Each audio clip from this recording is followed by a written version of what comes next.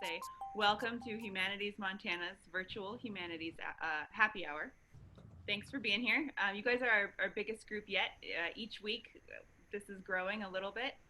Um, and so, spread the word. This is a great way to end the week, I think. A little thinking and drinking together. And this week we've got Ed Kemmick, and he's going to be talking about online journalism, which I feel like is such an important topic. He's been doing this talk for us for 2 years now. Is that right, Ed? Uh, when did we all go to Missoula? Was that summer before last? I guess Yeah, it I must. think so. Yeah. So Going on. yeah, for a while, but it feels like right now it's an even more timely topic, and things are shifting a lot right now. A lot's going on, and we'd love to hear what you've got to say about that. So with that, I'll turn it over to you. And thank you all for coming. Since it is a happy hour, let's toast Montana humanities. Thanks for everything. You're good all the time, but in the pandemic, you're even better. So just to kind of set the stage for this discussion, I think everybody's pretty well aware of the condition of American journalism and all the problems we've seen in recent years. I just wanted to read some really interesting statistics. So anyway, just by coincidence, I came across the New York Review of Books. It's the February 27th edition. There's a great piece in there by Nicholas Lehman, who's a former New York Times reporter, a New Yorker staff writer, and former dean of the justly famous Columbia School of Journalism. And he just had a roundup of some facts that just lay it out pretty brutally. And here's just a few, if you allow me to read. Paid circulation in American newspapers dropped from 62.5 million in 1968 to 34.7 million in 2016. And of course, during that time, the entire population went up by 50%. 1,800 newspapers, most of them local weeklies, have closed since 2014.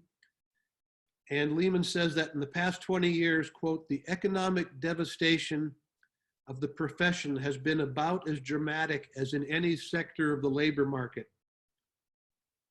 And here's a good look at why that decline happened. And he's quoting from a book here, and the book author is quoting a former deputy publisher of the Los Angeles Times, who said that a full-page print ad in his old newspaper cost about $50,000. A digital ad that reached an equivalent audience cost about $7,000. And a Google-generated ad that appeared on the Times website might bring the paper $20. And here's another way to look at those changes. By 2016, Google's advertising revenue was 4 times greater than the advertising revenue of the entire American newspaper industry. So there's the kind of bleak landscape we're in. And but Lehman also points out what we lost, not just in numbers, but in the way that people consume news and what we're all used to. Way back in the 1960s, the lucrative monopoly, as he terms it, of the American newspaper industry meant that your average newspaper was making 20%, sometimes as much as 30% profit. And at that time, they were making so much money, he said, that a lot of publishers engaged in what he called economically irrational overinvestment in reporting. We haven't seen that for a while. In other words, they used to make so much money that I think newspapers felt obliged, kind of as citizens, to provide really good coverage because they were making so much money and they knew they were covered by the First Amendment. So that really was kind of the golden age of American journalism. So that's where we are, but we're here to talk about digital journalism and specifically in Montana. And just let me give you a little bit of a rundown of all the different digital newspapers that are still going in Montana. And before I say that, I should also say that it's still pretty small. I mean, there's a lot of great work being done, but realistically, what's being done is so much smaller than what was happening when print journalism was in the saddle. And I think it's safe to say that the combined revenue of all of the existing digital newspapers in Montana probably wouldn't pay 50% of the salary of Mary Junk, the executive chairman of Lee Enterprises, which owns 6 daily newspapers in Montana. So we've come a long way, but there's a long way to go. So let me just give you a quick rundown of the existing digital newspapers. We'll start with the Missoula Current, because it's been going since 2015. It has a for-profit model with advertising and donations and voluntary subscriptions, as they're called. And they've still got 2 full-time staffers and a lot of paid freelancers who they use almost every day. And I didn't see any numbers on this. I did talk to Sherry Devlin, who's part of our discussion, and she used to work with Martin Kidston, the founder of the Missoula Current. I never did talk to Martin, but it's a pretty sure bet to say that their circulation has been strong, or their readership has been strong since they've started, and it's just really taken off during the pandemic. And then there's the Montana Free Press. John Adams will also be part of this discussion if you have any questions for him. But that's not even 2 years old, and they've already got a staff of 4 full-time people. John, the founder, Brad Tyre, who's the new full-time editor. They've got a development director and a full-time reporter. So that's 4 already. They've also got a contract audio producer who's part-time because they do a lot of podcasts. And then next week, they'll have a full-time reporter in Helena.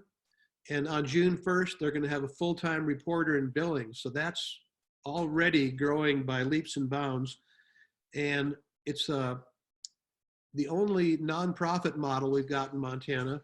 They rely on foundation and grant funding and reader support, and they've been doing a really good job on that. And they're also planning expanded membership programs. They want to start hosting events that they can make money off of. And as far as readership goes, John told me that they had stories printed in 53 newspapers in Montana in 2019. And then here's an amazing number. He said the number of users who visited our site so far in April is up 885% from the same period in 2019. And our monthly page views are up 457% over the same period. And then there's the Electric in Great Falls. Jen Rawl runs that, and as she has from the beginning by herself 3 years ago, a former Great Falls Tribune reporter. And it's still a one-person operation, but she's cranking out on a regular basis stories that people find really valuable. And she has discovered during the pandemic that people support her even more than they used to. And even the advertising, she said, has been increasing during the pandemic because people want to support her, and they know that it's a really crucial site for local news. And her hope is to hire at least an intern and a part-time ad salesperson in the near future, all of that leading hopefully toward hiring another reporter. And she said, let me just read you her quote about what's happened since the pandemic struck. She said, I'll admit to having a meltdown or two early on, wondering what would happen if any advertisers dropped their ads because of the pandemic. But if anything, it seems to have really solidified my relationship with advertisers and the community. They see that the Electric is a thing worth supporting. Then there's a pretty small operation in Butte called buttenews.net, founded by Jim Larson, previously with the Billings Outpost. It strictly relies on paid advertising with a focus on lifestyle and entertainment. And they've got 3 staffers, including Jim and his wife. But he also said the pandemic has cut their revenues in half. And they've got an interesting model there because in addition to having an online newspaper, they print 4,000 papers once a month to bring their news to people in the traditional way. And then to talk about Last Best News, that was the online site that I started. I guess it was the first daily online independent newspaper, which I started February 1st, 2014. I closed that, it'll be 2 years in July. And then right before the new year, I sold it to two new buyers, Rory Murphy and Scott Audette, both originally of Great Falls. Scott now living in Billings, Rory in Washington. And they had been hoping to relaunch Last Best News in the first quarter of this year, but a lot of different factors, including the pandemic, have moved that deadline back. They're still hoping to start in time to provide election coverage this year. So we hope that can get done. And here's a quote from Rory. He said that our priority is getting it right, getting the right person or people in place with the right focus and the right support structure. We've been having lots of conversations about what role we can play in the Montana media landscape and how we can add value. And even though right now they're leaning toward a for-profit model, as I did, he said, we are waiting to decide until after we have the team in place. We want to provide our Last Best News team with flexibility.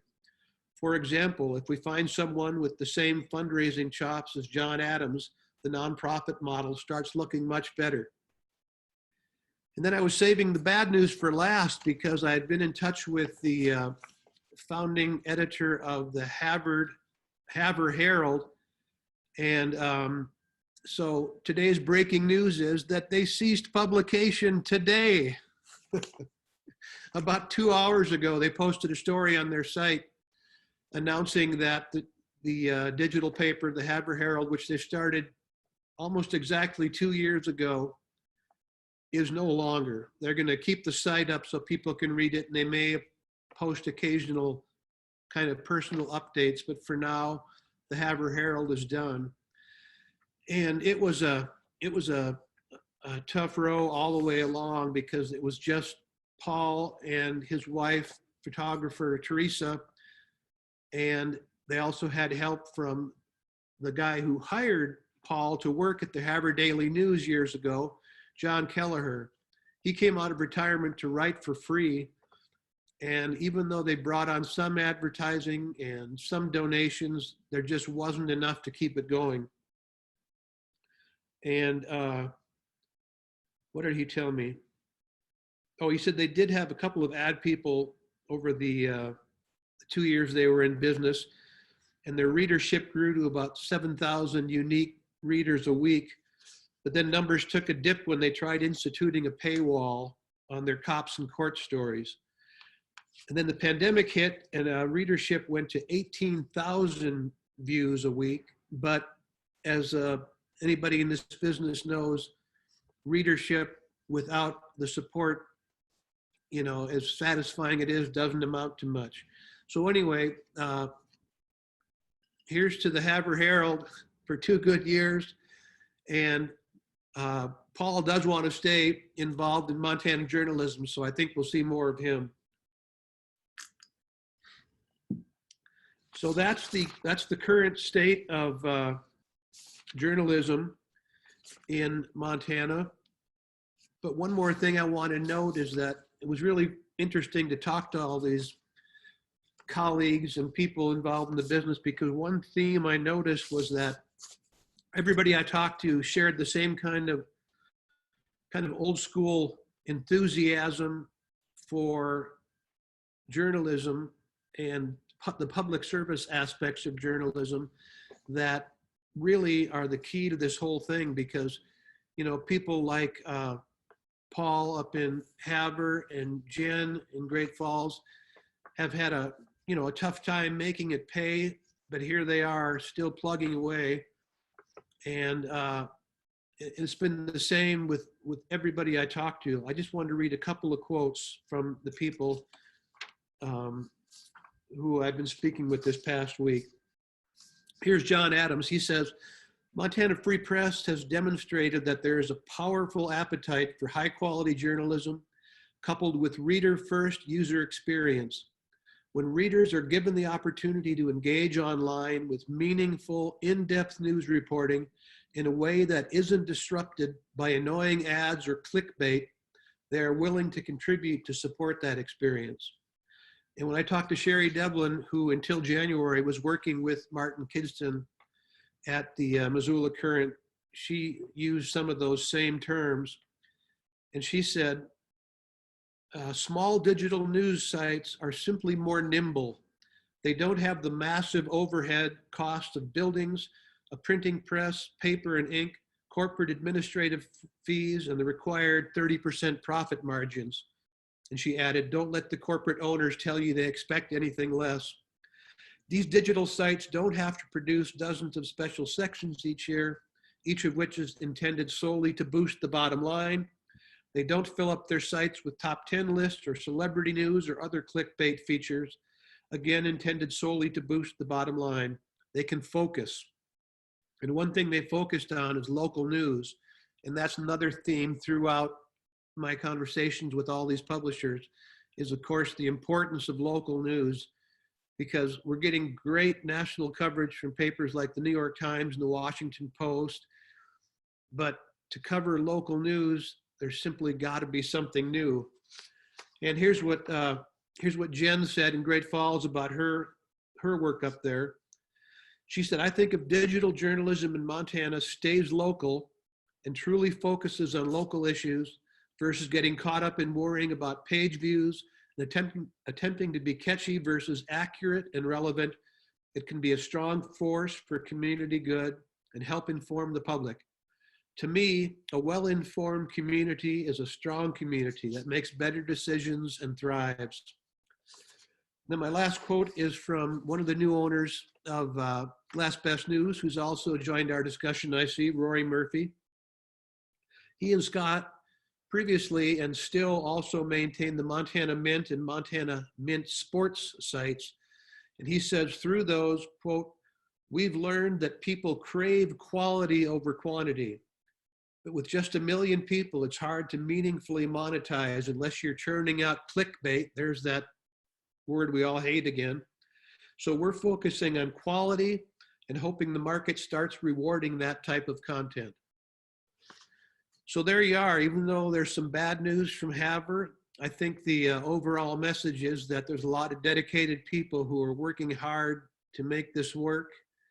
And I think they're going to. I think there's really no option, because the big papers, you never really read about this, but I was thinking about it while I got ready for this, and I thought, what are the options for some of these big papers? Because they have so many costs that they have to recover from decades of running gigantic organizations, that if they went to online only, it wouldn't, like I said, it wouldn't even provide enough to pay one of the corporate executives running these chains now. And so their only option, I think, is maybe to kind of split apart their properties. Maybe they would sell like the buildings and real estate in one thing, try to recover some of their costs. Maybe they could sell their presses to a museum. I don't know who else wants a printing press nowadays. And then maybe they would peel off the online products that at least have an established customer base and that could probably support 5 to 10 people. You know, they could actually make a living running strictly online newspapers only. But in the meantime, we've got all these people here already doing that with more, you know, trying to figure out how they can do it. So let's talk about that. We've got a whole bunch of people on board, including 4 or 5 people from existing and prospective digital newspapers in Montana. So you can ask me questions, you can direct questions to them, you can just give your own 2 cents. So fire away. Ed, if you don't mind, this is John Adams from the Montana Free Press. I'm here in my office working on our website, which we're about to launch a new website next week. If you don't mind, I'd love to comment a little bit on the Havre Herald and, you know, our own experience, my own experience with trying to start one of these websites. So I started the Montana Free Press as a for-profit in 2015. It went really just kind of bounced along the bottom of the stream for a little while until 2016. I reincorporated as a nonprofit. Um, Again, it was just me. It was the classic one-man band online news organization, which Ed is intimately familiar with for a period of time. And then, really hit a wall in 2016 in terms of not being able to raise money, not being able to sort of break through that chicken and the egg of whether, do you raise the money first and then launch, or do you show a proof of concept with the product and then convince people that this is something we're supporting? And that's a huge challenge that any nonprofit news organization faces. A lot of nonprofit news organizations go out there and hustle and raise a year or two's worth of operating before they even launch the organization. We took it the other way, which was build from the ground up a truly grassroots nonprofit model, which was super challenging. And quite frankly, I failed at it in 2016. And it wasn't until I went and got some experience in the nonprofit sector and then came back in 2017 that I actually understood what went into creating a successful nonprofit. And so there is a difference between for-profit news and nonprofit news, just like there is a difference between any other for and nonprofit business. But with regard to Paul, over the last couple of years, I've been talking to Paul a lot about his model for the Havre Herald. And I guess the reason I tell that version of the story is a lot of these nonprofit news outlets have a rocky start, or any of these organizations have a rocky start. But I'm hopeful that there's still a path for people like Paul up in Havre. We're hoping to work with him, on a freelance basis, certainly going forward. But these things aren't easy, and until the public has a strong understanding of the need for supporting these upstart nonprofit or for-profit local news sites like Jen in Great Falls, creating a public awareness and an understanding of why it's so critical to support online news is one of the first major hurdles. And one of the reasons we were able to get over that hurdle in 2018 was the fact that there was a feature-length documentary film about, not in small part, our work, which really catapulted awareness of our work, not just in Montana, but throughout the country. So I think there's going to be a lot of fits and starts in the coming years, but clearly this is the direction things are moving. It's going to be online. It's going to be local. It's going to be independent outlets like The Electric, like the Last Best News, like The Current, like Montana Free Press, that are going to be filling the local news void, I think, into the future. And I'll shut up now. John, you've got a couple of questions in the chat bar. You kind of talked about how the nonprofit model works, but also another question is, do you have to spend just as much time raising money as reporting? Yeah, anybody who's paying attention to the Montana Free Press probably notices that I don't have a byline very often. That's because I do spend a considerable amount of my time, not just with fundraising, but with building the business. And, fundraising is one thing, and fundraising comes in a lot of different formats. It's going out and trying to find foundations who will fund our work. It's going out and finding major donors who are willing to write us the big checks. But where a huge amount of my focus and what this new website that we're going to launch next week is all about is really creating a reader-centered user experience that encourages them to take some ownership in what we're doing. And so building a membership model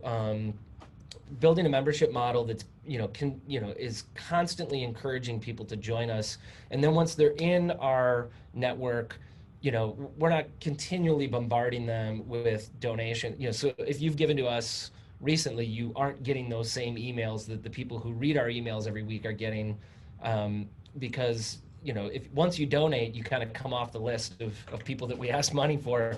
But building that level of sophistication into a news operation from the ground up is a monumental undertaking. But there are a lot of new resources that didn't exist when I started the Montana Free Press are now coming into maturity. And so things like the Institute for Nonprofit News, the News Revenue Hub, which services both nonprofit news organizations and for-profit news organizations, to help them build revenue generating tools into their website. That's your newsletter, that's your your online donor portal, integration between your donor management database and your email system. All of these things are really technically complex and an enormous amount of effort to manage, which is where I spend a lot of my time. But as Ed mentioned, recently, just as this pandemic was kicking off, we started our Kristen Tessman came on to be our director of development and operations, and she's really just been a huge asset in helping both with the fundraising and in managing some of that. So I can hopefully start focusing, getting back a little bit more into the editorial side of things. But when I realized that my ability to raise money was my greatest asset to the organization at this point, I sort of hung up my reporter hat and put on my executive director hat, and then set out to build an organization sort of in my vision of what good journalism could be. And that has proved to be that was a good decision, because like Ed mentioned, I mean, we've got another reporter who starts Monday, another one starting in June. We've got a vast freelance organization now that we're working with, including we've put freelancers on contract, so they get a monthly stipend just to make sure that they churn out a certain number of stories for us each month, which I don't know that there are many news organizations in the state that are able to do that. So That's awesome. The next question here is it possible to centralize any of the necessary tech? And this is for Ed or John. The current online news orgs, website development, advertising, sales, etc. Is there like a co-op approach that all of these Montana organizations could use together?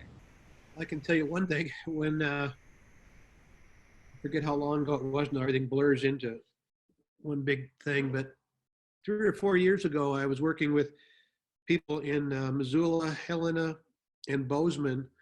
The idea was that we would start branches of Last Best News in each of those communities, and that we would pool our resources to have, like you say, all the technical and development and ad sales kind of combined in either one office or one person. So the model isn't out there quite yet, but I think that is the way to go, and that could really pay off.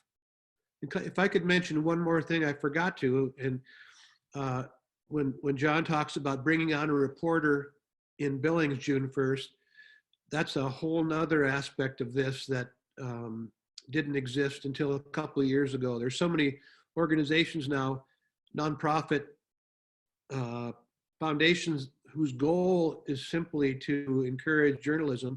The reporter who's starting in Billings for the Montana Free Press is sponsored by Report for America, which is a group that is just dedicated to getting hundreds, and by a couple of years from now, thousands of reporters into newsrooms.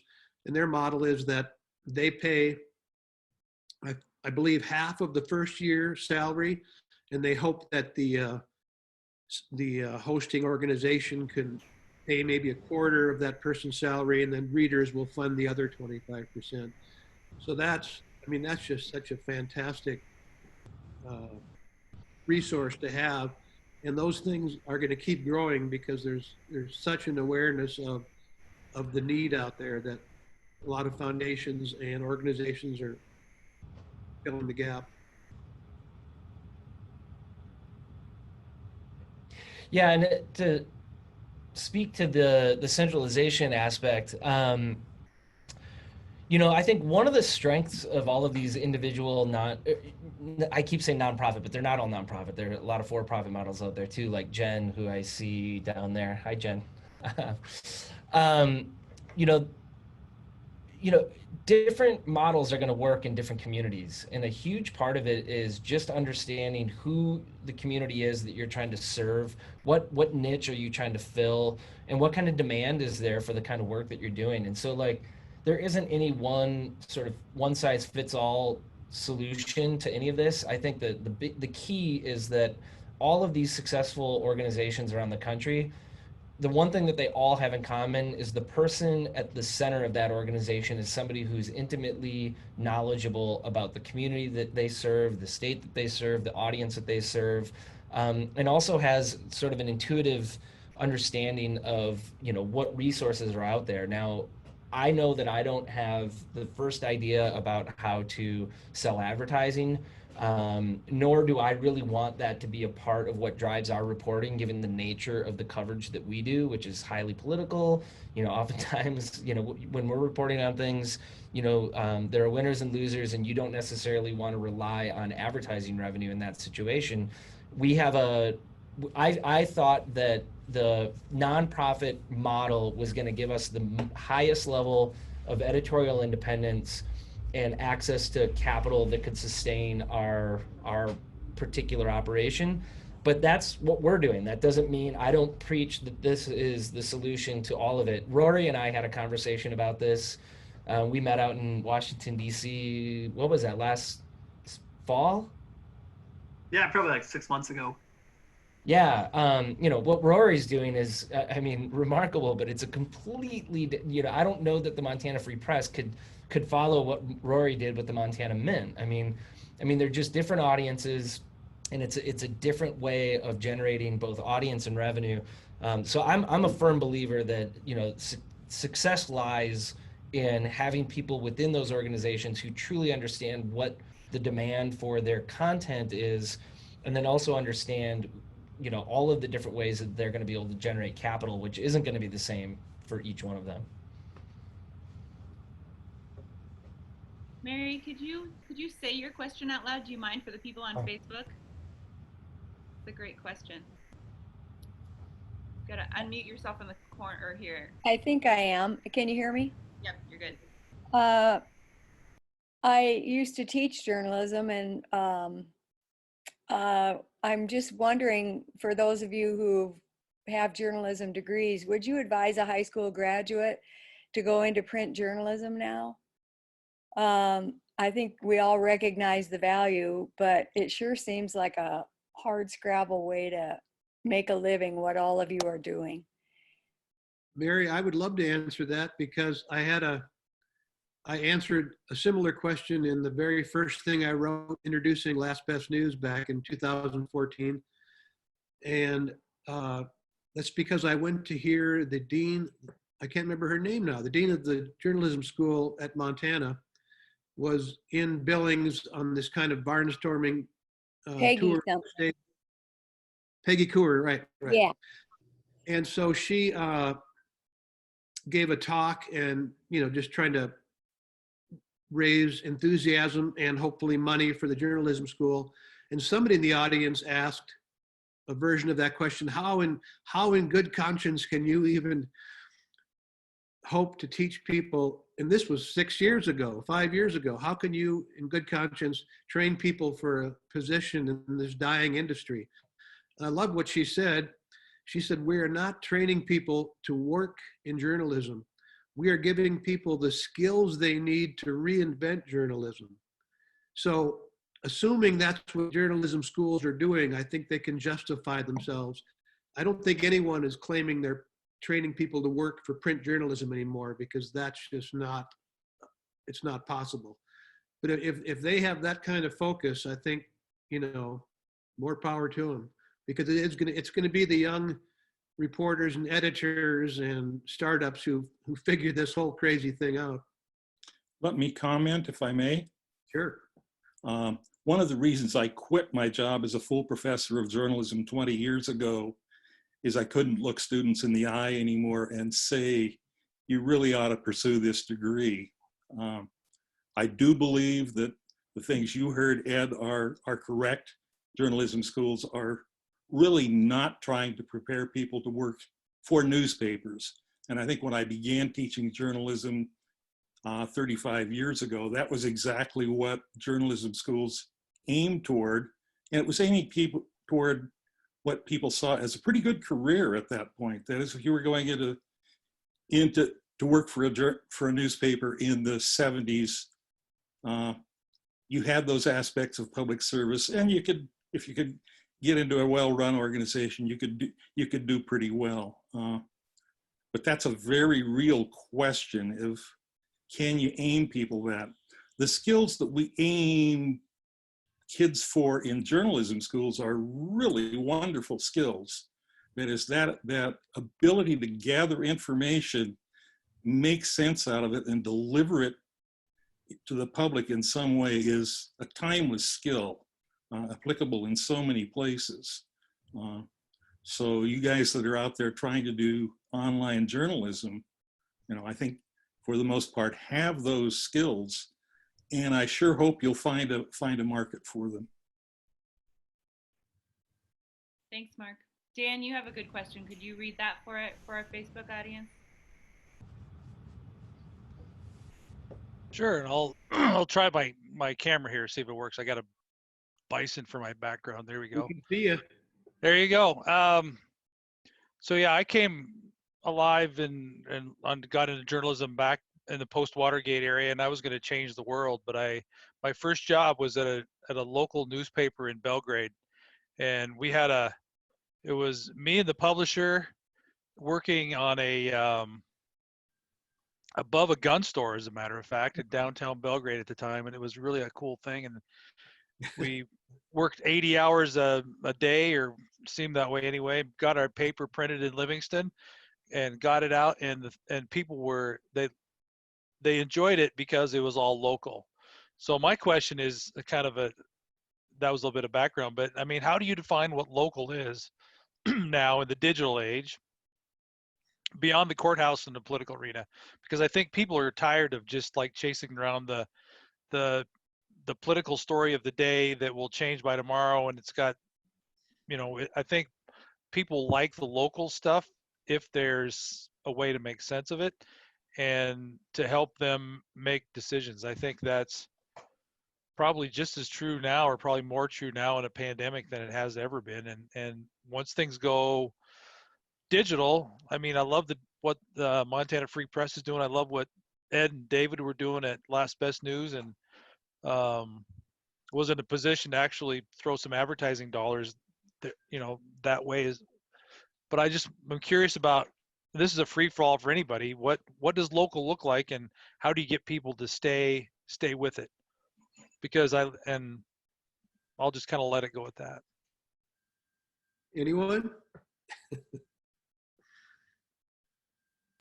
I think Jen should jump in, because I think Jen is setting a pretty good example for what truly local reporting is in one of these models, and it's a lot different than what we do. Mm-hmm. Yeah, sure. I mostly focus on local government. I kind of call it the things you pay for with your taxes is what I try to write about. So city, county. I've started doing the school board as well, and then military and economic development kind of stuff. But I mean, for me, it's mostly just all city government, county government. So, budgets, taxes. Sorry, my dog's trying to jump into the call. Park assessments, policies that affect people. And it turns out, like right now, graduation is a topic right now. So that's like hundreds of comments, people arguing over whether or not they should go to graduation, but that's a highly local issue. I don't do what I consider politics. I mean, local government can be political, but mostly it's just the act of making decisions that are going to affect taxpayers. And I think it's important that people know about that. And it turns out people read it. I was a little surprised sometimes when they read about, zoning decisions, but those can be very touchy subjects. But that to me is kind of just, it's the in the weeds, what some people would consider really boring and tedious, but I love it. And people actually seem interested in it if you tell them about it. Like knowing why it costs, so much money to go to a pool, or why roads are going the way they're going, or why there isn't a road somewhere. That kind of stuff actually affects people's everyday life, and they seem interested. Yeah, I tend to agree. There's that sort of definition is what I remember we had, and then we tried to use it back when Ed was a city reporter at the Gazette and focused that way. The key, I think, is to make it even more hyper local, right? So you could talk about, whatever's happening, I think here in Billings, what the city council and all that kind of stuff is doing, but that gets ground into this stuff that's people can't understand or grasp because it's not really explained. So I think the more the next generation can learn to, what Mr. Miller was talking about, get the information and explain it in the way that people can use it to make their own decisions in their own lives is better than and what we see out of the like the Gazette now and all that kind of stuff. It just seems odd to me that they just kind of, hit the one thing, post online, go to the next thing, post online. They don't connect the dots and that need to be connected for people, and then just in my own neighborhood, about 4 houses down from me is Jim Gransberry, probably one of the best agricultural reporters I've ever met in my life, who one time stood up in the middle of the newsroom and said something along the lines, "I'm crazy and I've got the paperwork to prove it." And then he went back to explaining how grain prices affect the, the average person in Billings. That's the kind of stuff we need, that bring that passion to what you're doing online so people can see it and embrace it and take it to the next level. So I congratulate all of you for what you're doing, and I can't be more appreciative. Jim Gransberry loved to say he covered politics and agriculture, horse shit and bullshit. So That's right. The question about teaching journalism, since I teach journalism still with no conscience at all, I thought I should probably say something. And what I tell my students is that the old model is broken. The idea that you go, get your journalism, spend 4 years getting a journalism degree, then you go get a job at the Glendive Ranger Review or whatever, and slowly work your way up the chain. And if you're good enough and patient enough, eventually wind up at a metro paper somewhere. That's all pretty well broken, but I say that we're always going to need journalism, and as long as we always need it, somebody's going to figure out how to make a living at it. And it won't be me, but it might be you. We just put out 2 online editions at Rocky because can't do print anymore right now. One of the things that intrigues me about what you're going through with journalism is that I think part of the outcome of the pandemic will be a re-exploration of the same themes in teaching, especially high school teaching, but perhaps college as well. But one of the things that I think is important about the local model is that, my mom used to say back when she was alive, "Mary Beth, I hope I don't die on a Thursday because I'll be in the ground before the IR even lets anybody know I'm dead." And things have only gone downhill from there, Mom. One of the reasons that I think Jen is so successful is that the Tribune has not only narrowed down the kinds of things that it covers locally, but is not particularly timely on them. And so there is a real need for timely information. And I think that these online models are supplying it really well. to answer, we have a question from Tom Tully, who asked, is it possible to do in-depth investigative journalism as a small online news provider? It's possible, but it's really hard. In the 4.5 years I did Last Best News, I think I wouldn't call anything but 2 things I worked on true in-depth investigative journalism. So 2 times in 4.5 years. And to do those, I had to, I think I spent a couple months on both of them, just, filling in when I could. And, but that's the same trouble that even in the glory days newspapers had, with the exception of a few very large papers, it was always hard to carve out time for in-depth investigative work. I mean, it took a lot of negotiation skills and people skills with your colleagues and your bosses to try to cut you some slack. Somebody have to cover your beat for a while, that kind of thing. But it's like everything else, the question of scale. I mean, how do small papers, digital papers, provide the kind of libel coverage that big newspapers used to have and still have? I mean, there's just a ton of things that it's going to be really hard for small digital papers to do, but as we all know, they're going to keep trying, and it's going to work out somehow.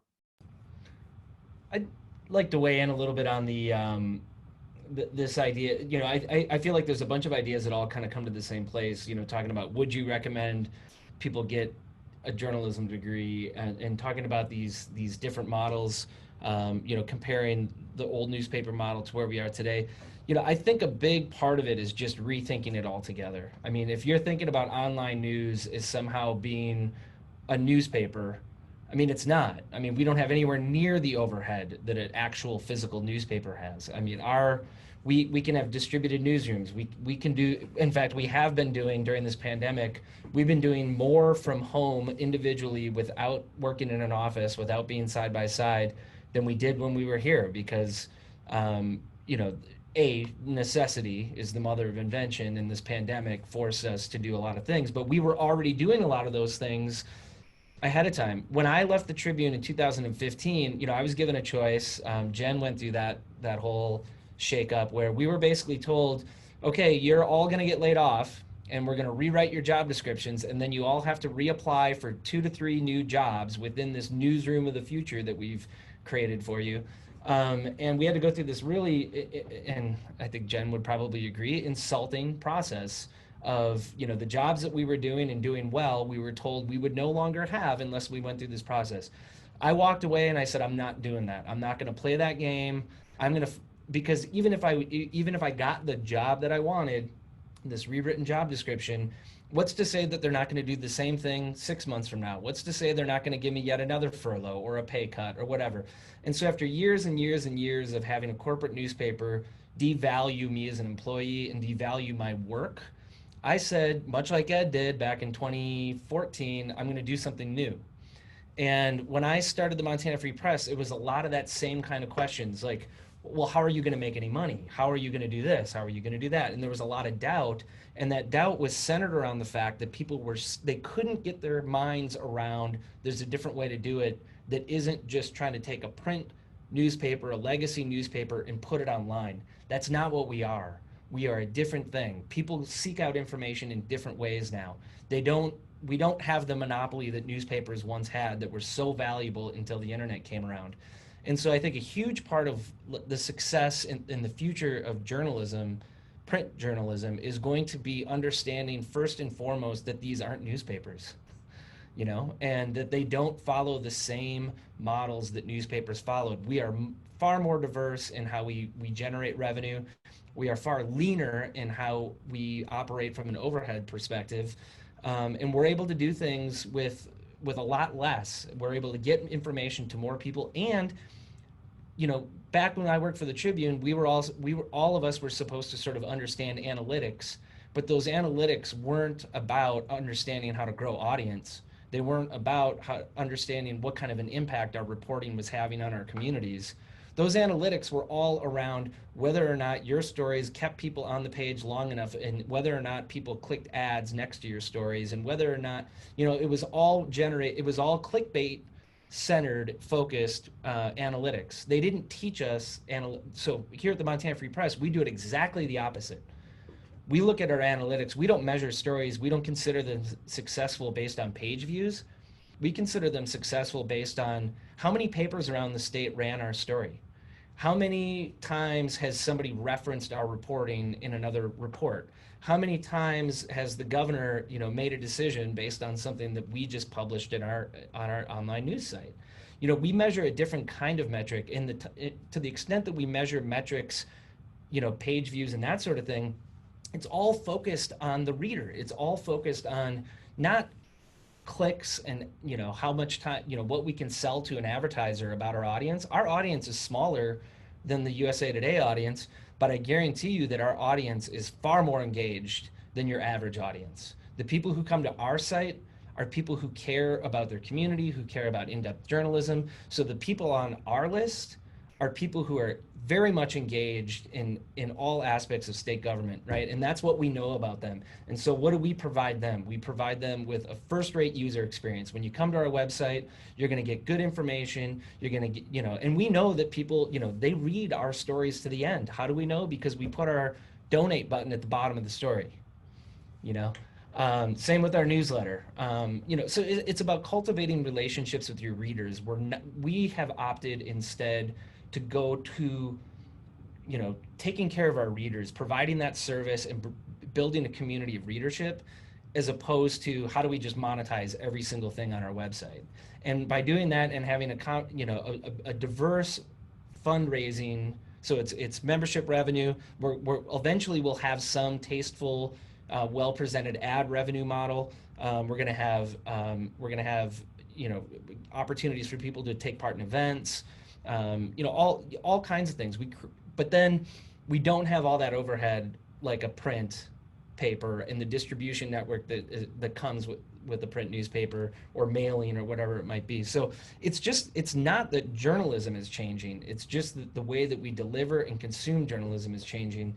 And the people who figure out how to do that well with the reader in mind and building quality relationships with reader are the ones that are going to succeed, in my view. Hear, hear.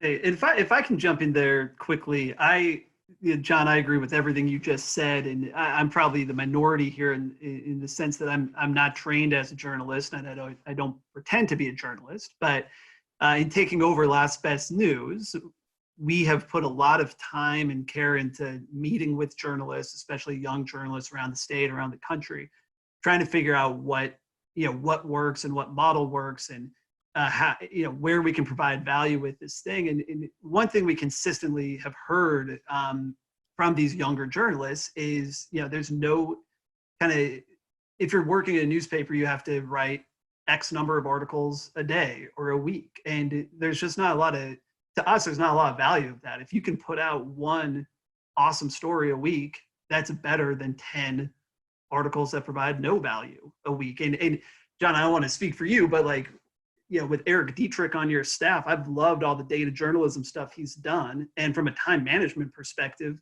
he could write an article and then spend the other 50% of his time writing a second article, or you can allow him that time to, put these graphics together that really tell a story. And for what we're doing with Last Best News, what we want to do is focus on that quality. Just two things that I didn't get a comment on earlier, and I'll do it very quick, but someone had asked a question about pooling resources together and kind of operating this as a co-op. One of the assets that Ed had with Last Best News that we think is extremely valuable was his photo archive.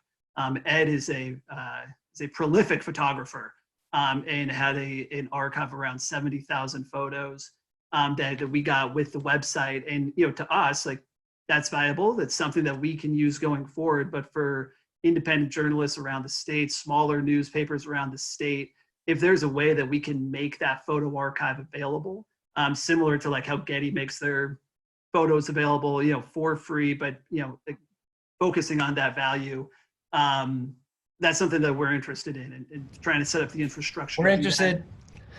Okay, I'll be in touch. The other thing, we've kind of backed into this. Everyone's talked about, I'm a very talented journalist and I'm going to build this thing outward. We're not journalists. And we started this thing with the Montana Mint that's big and popular and flashy and, started out kind of clickbaity, but we have a huge audience. We have, our Facebook following between our different entities. We have over 100,000 Facebook fans. I think that rivals, any newspaper in the state. We have two of the biggest newsletters in the state, three of the most popular podcasts. These are all things that we are looking to plug content into, and not all of it is kind of journalism. A lot of it is more on the silly side and sports side. But we're building these things out. We're good at building these things, and to the extent that we can plug in, quality journalism from around the state, that's something that we want to do, both with the Montana Mint and with Last Best News when we relaunch it. So I live in Red Lodge, and I hope that the Carbon County News can survive a long time, but I'm a little bit worried about what happens as it faces the same challenges that newspapers everywhere do. I admire what all of you guys have done in your bigger cities competing against the big newspaper chains. But I wonder how this works in all of Montana's small towns. I mean, there must be 20, 30, 50 smaller community newspapers around the state. What's going to happen to them? How should we as a community think about the future of our journalism given the difficulties that our print publications will face? Well, I always figured that the small town weeklies would be the last print publications to fold, just because they are so local and they're so attuned to what their readers want. Their overhead is low. Normally it's a, skeleton staff. On the other hand, eventually I suppose they will go away. And it's really hard to imagine an online newspaper in a town of 2,000, 1,000, 700 people.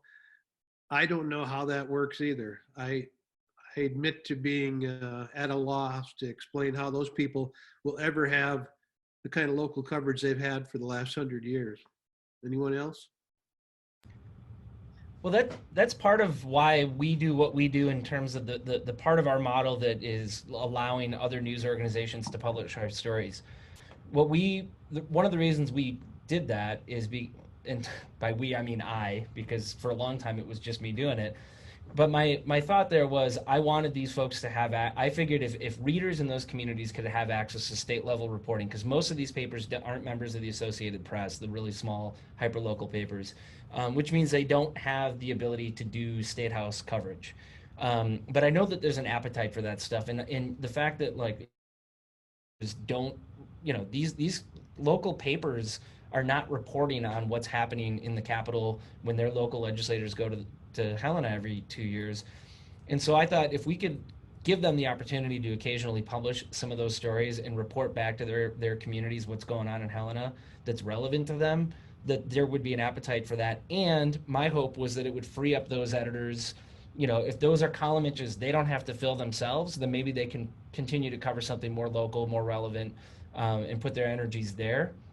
And we've, that stat that Ed read off at the beginning, I mean, it was 53 in 2019. We're probably at, 60 already in 2020 in terms of the number of newspapers around the state who've run our stories. And I think if we can help support those local newspapers with content, they're going to be able to focus on their communities and do more reporting there. And I still think that when you have local businesses, where are they going to advertise? Farmers and ranchers, these rural communities, those people aren't going online to find out where to get their tractor fixed or to get, the latest deal on, whatever it might be in their community. I still think that there's a critical mass of local businesses who want to advertise to their local, that is their local constituency right there. So I still think those hyper local newspapers are gonna like Ed said, they're gonna be around the longest. Whether or not they'll be around forever, I don't know. But they too are going to have to find a way to grow audiences beyond their traditional print audience, because that traditional print audience, for lack of a better word, is dying off. Those are people who like getting the newspaper because they always got the newspaper. Their dad got the newspaper. Their grandma got the newspaper.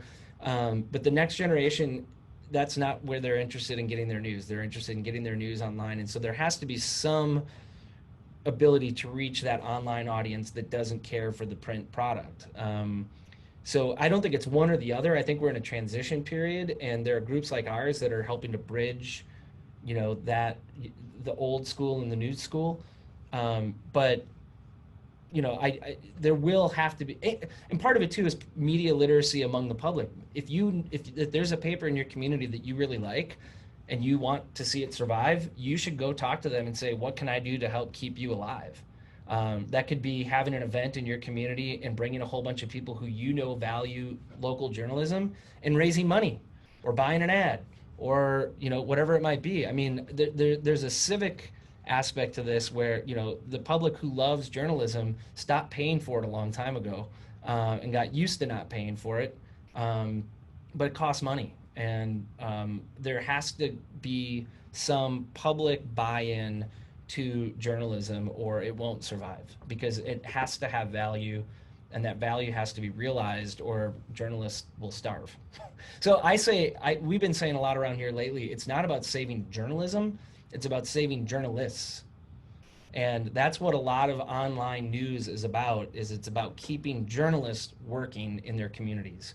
And the way you continue to do that is to support them any way, shape you can.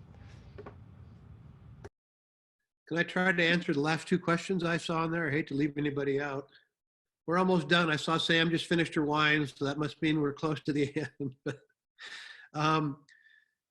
first, the simpler question, Jim Parker asked, what's the status of Last Best News archives? And is there a role for archiving, cataloging of online journals? The good news is that Rory and Scott, the new owners of Last Best News, have already posted Last Best News online, but it's not accessible through the Montana Mint's site yet, right? But I mean, it's all there, and it will be preserved, and eventually it will be live again, and of course updated. But that is out there and will be available forever in the internet world. And then Ryan McCarty asked, for the nonprofit model, does donor appeasement influence content, and how do you navigate that? John might have more to say, but I think it's kind of like newspapers in general. Over the years, they faced pressure many times from advertisers, and in the old days, your only defense was to have enough advertisers where you could afford to tick off one at a time and tell the rest of them to pound sand, and I think that's what you have to continue doing. Just if you're reliant on one source of funding, it's usually going to be a foundation, but you've already set up your reporting goals to conform to what they want you to cover. And that's just one of the new models. But for most nonprofits, they're going to be taking money from donors, different foundations, from nonprofit organizations. So it's not going to be, I think, much different from the pressure that was always faced by newspapers in the old days. Yeah, that's right, Ed. We updated our this last fall. We updated our transparency policy. We used to just list donors of $5,000 or more. That was a practical decision that we made for, and again, when I say we, I mean I. The board, it was a board decision. It was in our policies, but the idea was, I don't have time to, every single time somebody writes me a $15 check, to go online and post that so-and-so wrote me a $15 check. So it was a matter of practicality, that in the early days, it was just a technological hurdle we couldn't get over. But the antidote to the influence from donors is to be transparent about where your money comes from and tell your readers where your money comes from. And the way that traditional newspapers did that is you just opened up the paper and saw who the biggest advertisers were, and you could determine it that way. But we have a level of transparency that even traditional newspapers don't have, which is we're going to publish the actual amount. I don't go to the IR's website and see how much the local Chevy dealer is paying for an advertisement, or the local hospital, or whatever else. They don't publish that information. We will publish not only who our donors are, but how much they donated. And that gives us a level of transparency that's kind of unrivaled in our industry at this level. And then readers can decide for themselves whether or not they think stories that we write are influenced by those donations or not. But we do have a strict editorial firewall between our donors and our editorial. There will be some engagement in terms of giving members of Montana Free Press an opportunity to meet with us at events and that sort of thing, and have the opportunity to pick our reporters' brains and tug on their ear about a particular issue and that sort of thing. But there's a far cry from a donor engagement opportunity at a fundraising event or something along those lines than quid pro quo, here's $100,000, now go get me a story on this. That transparency is going to be the thing that inoculates us, I think, against the concerns about whether or not we're carrying our donors water. Guys, this has been an awesome discussion. We've gone over our time a bit, and I know it's late on a Friday. We do these humanities happy hours every Friday at 4 p.m. I hope that you come to the next one. We will definitely have more on journalism in the future, so watch for those. This is something that Montanans are super interested in. So thank you so much for being here. You are our biggest and most engaged crowd yet, so I'm very grateful. And we will see you next week. Thank you, Ed. Thank you, Sam. Thanks, Ed. Thanks, Sam. Thanks for including us. Sam. Thank you.